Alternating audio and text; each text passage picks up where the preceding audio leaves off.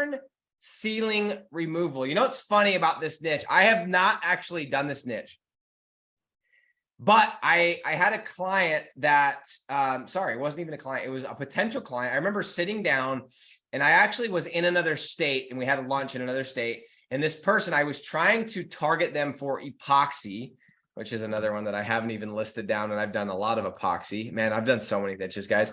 I was sitting down and we were trying to do a deal on epoxy, and he started asking, he's like, I actually have this other business called popcorn ceiling removal. Casey Marcus, I have not done this niche. I have not done this niche at all. So what I would tell you is this.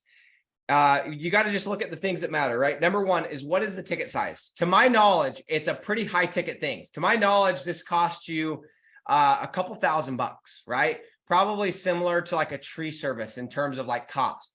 So it fits the criteria from what I understand. Maybe I'm completely off, but I mean, just thinking about, and guys, for those that are maybe in other countries, in certain parts of America, like my grandma's house that we've since sold had the popcorn ceilings.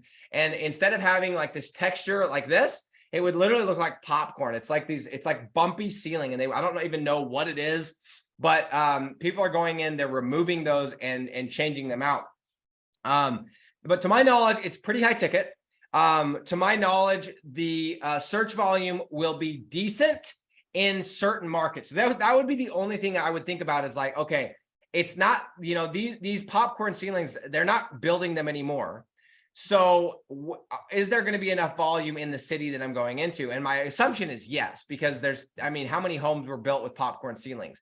But this is going to be probably similar to like an artificial grass, where not every city in the US is going to have search volume for popcorn ceiling removal. I don't think there's probably going to be much popcorn ceiling removal in St. George, Utah. However, there's going to be certain cities where they built a lot of homes like that. So I would say with that specific niche, it is call driven, right? If I'm going to get my popcorn ceilings removed, I'm not going to go into a storefront.